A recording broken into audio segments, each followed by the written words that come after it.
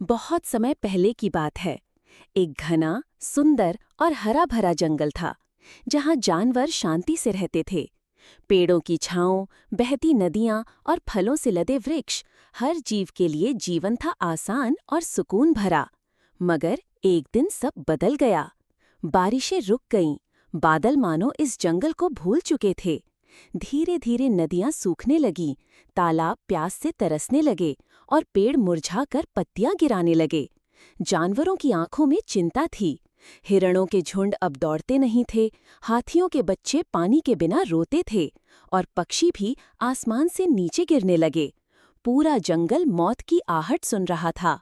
जंगल के एक कोने में एक गोरिल्ला रहता था, शांत, मजबूत और हमेशा अकेले रहने वाला। पर आज जब उसने अपने चारों तरफ तड़पते जानवरों को देखा तो उसका दिल कांप उठा। उसने ठान लिया, मैं कुछ करूंगा, मैं अपने जंगल को बचाऊंगा।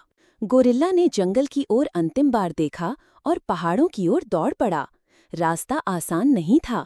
कांटों से भरी पगडंडियां, ऊंचे नीचे पत्थर, तेज धूप और दूर दूर तक कोई उम्मीद नहीं। मगर उसका हौसला अडिग था। वो पहाड़ों की ऊंचाई चढ़ता रहा। उसके हाथ पैर जख्मी हो चुके थे, लेकिन आंखों में केवल एक सपना था, हरियाली का सपना। घंटों की मशक्कत के बाद आखिरकार उसे एक पहाड़ की चोटी से नीचे देखने पर कुछ चमकता नजर आया। वो चौंका। नीचे एक विशाल बांध था, पानी से भरा हुआ, जिसे इंसानों ने बनाया था। अगर ये पानी जंगल तक पहुंच जाए तो सब कुछ बच सकता है। गोरिल्ला बिना वक्त गवाए एक विशाल चट्टान के पास गया।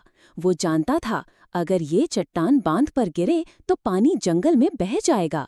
उसने अपने दोनों हाथों से उसे धक्का देना शुरू किया। बहुत भारी थी, पर उसने हार नहीं मानी। एक जोरदार चीख के साथ गोरिल्ला ने चट्टान को गिरा दिया। धड़ाम! बांध टूट गया। गड़गड़ाहट के साथ पानी का सैलाब नीचे बहने लगा।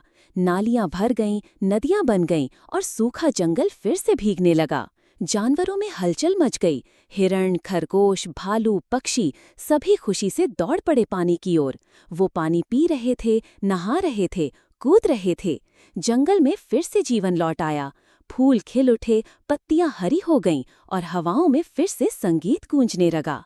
मगर इस खुशी के बीच गोरिल्ला एक किनारे बैठा था, चुपचाप। उसकी आंखों से आंसू बह रहे थे। किसी ने सोचा वो थक गया है, कोई समझा वो भावुक हो गया। मगर असल वजह कुछ और थी। गोरिल्ला ने अपना मोबाइल उठाया और देखा, 0 लाइक्स, 0 सब्सक्राइबर्स। वो फूट फूट कर रोने लगा और बोला, मैंने जंगल को बचा लिया, पर तूने अभी तक लाइक और सब्सक्राइब नहीं किया।